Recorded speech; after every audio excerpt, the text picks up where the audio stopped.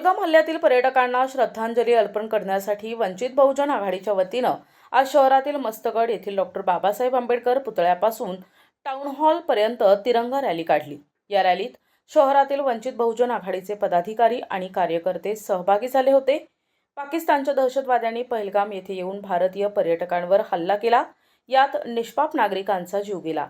त्यानंतर भारत आणि पाकिस्तान यांच्यात युद्धजन्य परिस्थिती निर्माण झाली, ज्यामध्ये काही भारतीय सैन्य दलातील जवान शहीद झाले। या जवानांना देखील या रॅलीच्या माध्यमातून श्रद्धांजली अर्पण करण्यात आली। वंचित बहुजन आघाडीचे नेते प्रकाश आंबेडकर यांचा वाढदिवस असल्यानं कोणत्याही कार्यकर्त्यांनी वाढदिवस साजरा न करता आपापल्या शहरात तिरंगा रॅली काढण्यात यावी अशा सूचना बाळासाहेब उर्फ प्रकाश आंबेडकर यांनी दिल्या होत्या।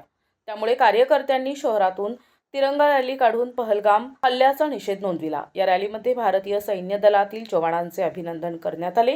यावेळी वंचित बहुजन आघाडीचे पदाधिकारी आणि कार्यकर्ते मोठ्या संख्येने उपस्थित होते। आमचे नेते आदरणीय बाळासाहेब आंबेडकरांनी आम्हाला आदेश दिल्याप्रमाणे त्यांच्या वाढदिवसाच्या निमित्तानं त्यांनी आपला वाढदिवस इथे शहीद जे जवान आहेत आणि जे पहलगाममध्ये त्या ठिकाणी ज्या निष्पाप लोकांची हत्या झाली त्यांना आम्ही श्रद्धांजली वाहण्यासाठी आणि वीर जवानांना त्या ठिकाणी प्रोत्साहन देण्यासाठी किंवा त्यांना त्यांच्या बरोबर उभं राहण्यासाठी आम्ही आज ही तिरंगा रॅली त्या ठिकाणी काढलेली आहे।